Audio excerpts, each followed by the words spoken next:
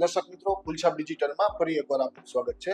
દર અઠવાડિયે આપણે WD ગેમની થિયરીની કોઈ એક સરળ મેથડ હોય એ અહીં શીખવાનો આપણે પ્રયત્ન કરીએ છીએ। ગયા અઠવાડિયે આપણે 9 દિવસની એક ટાઈમ સાયકલની વાત કરી અને એ 9 દિવસની ટાઈમ સાયકલ કઈ રીતે નાના મોટા ટોપ અને બોટમ આપણને આપી જાય છે એ પણ અહીં આપણે શીખેલું। હવે આવી જ આપણે એક નવી વાત કરવી છે 15 દિવસની ટાઈમ સાયકલ।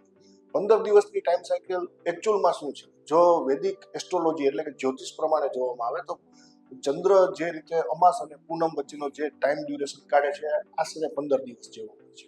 આપણે અહીં અમાસ કે પૂનમની વાત નથી કરવી, પણ 15 દિવસનો સમય એસ્ટ્રોલોજીકલી આપણા માટે ખૂબ જ મહત્વનો છે। તો આવી જ એક આપણે ટાઈમ સાયકલ 15 દિવસની જે ગયા અઠવાડિયે આપણે 9 દિવસની વાત કરી હતી, એવી જ રીતે 15 દિવસની ટાઈમ સાયકલ શું કામ કરે છે એ આજે આપણે અહીં જોવાનો પ્રયત્ન કરવો છે। તો આપણે જે 9 દિવસની ટાઈમ સાયકલમાં કર્યું હતું એવી જ રીતે કરવાનું છે। 15 દિવસની ટાઈમ સાયકલ માટે પણ કોઈ પણ એક ટોપ અથવા બોટમ, કોઈ પણ એક સ્ટોક અથવા કોઈ પણ ઇન્ડેક્સ, એના કોઈ પણ મેજર ટોપ અથવા મેજર બોટમથી આપણે 15 દિવસ પણ ગણી શકાય અને 15 ટ્રેડિંગ દિવસ પણ ગણી શકાય। ટ્રેડિંગ દિવસમાં રજાના દિવસો બાદ થઈ જાય છે, એટલે કે કેલેન્ડર દિવસ છે એ 15 દિવસ ઉમેરવાથી જુદી તારીખ મળશે અને જ્યારે આપણે ટ્રેડિંગ ડેની ચાર્ટ ઉપર વાત કરતા હોય ત્યારે આપણા માટે અહીં આપણે ટ્રેડિંગ દિવસ જ આપણે કેલ્ક્યુલેટ કરી શકીશું। એટલે આપણે અહીં આપણે જે 15 દિવસની વાત કરીએ છીએ એ ટ્રેડિંગ દિવસની વાત કરીએ છીએ, અહીં આપણે કેલેન્ડર દિવસની વાત કરતા નથી। જો તમારે કેલેન્ડર દિવસ જોવો હોય અથવા તો કેલ્ક્યુલેટ કરવો હોય તો જે કોઈ પણ તારીખે મેજર ટોપ અથવા મેજર બોટમ બનેલો હોય ત્યાંથી 15 દિવસ ઉમેરીને જે કોઈ પણ તારીખ આવે એ તારીખને નોંધી રાખવી જોઈએ અને ટાઈમ સાયકલ ઉપર એ દિવસને મહત્વનો ગણીને આપણે જે રીતે ટ્રેડ પ્લાન કરતા હોય એ કરવાનો હોય છે।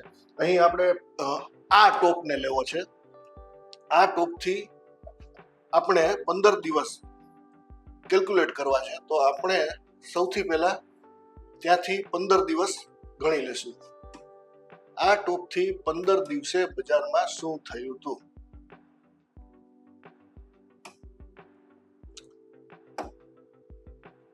માર્કેટે જે દિવસે ટોપ બનાવ્યો એના પછીના 15મા દિવસથી જ બજારે એકચ્યુઅલ ફોલ શરૂ કરેલો। જે આ મેજર ફોલ આવેલો છે એનું સ્ટાર્ટિંગ ટોપ પછીના 15મા દિવસથી થયું છે અને એટલે કે આ મહત્વનો ટોપ છે અને 15 દિવસની સાયકલે પણ ત્યાં સારું એવી રીતે એની અસર બતાવેલી છે।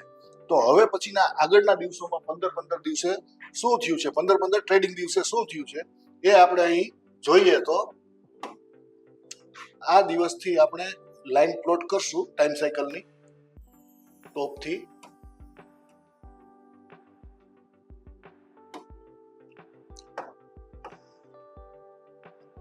હવે આ મિત્રો બધી ઊભી લાઈન તમે જોઈ શકો છો, આ બધી લાઈન 15 ટ્રેડિંગ દિવસે પ્લોટ થયેલી છે। તો આ જે ફોલ છે એ 15મા દિવસથી સ્ટાર્ટ થયો। અહીં એક માઇનર ટોપ બનેલો છે બીજો, માર્કેટ પડતું હતું અને આ ટાઈમ સાયકલનો દિવસ જ્યારે આવ્યો ત્યારે એની નજીક માર્કેટે થોડોક સપોર્ટ લઈને 2-3 દિવસ માટે તેજી બતાવવાનો પ્રયત્ન કર્યો। આ દિવસે માર્કેટે ત્યાંથી વધતું આવેલા માર્કેટમાં એક દિવસ આ બોટમ બનેલો છે, માઇનર બોટમ છે। એવી જ રીતે અહીં ટોપ મળેલો છે, ફરી એક વખત ટોપ મળેલો છે, ફરી એક વખત ટોપ મળેલો છે। ત્યારબાદ સાઇડવે થયેલા માર્કેટમાં પણ આ દિવસની જે ટ્રેડિંગ રેન્જ છે એ સારા એવા સપોર્ટ અને રેઝિસ્ટન્સ તરીકે કામ કરેલું હોય એવું આપણને અહીં જોવા મળે છે।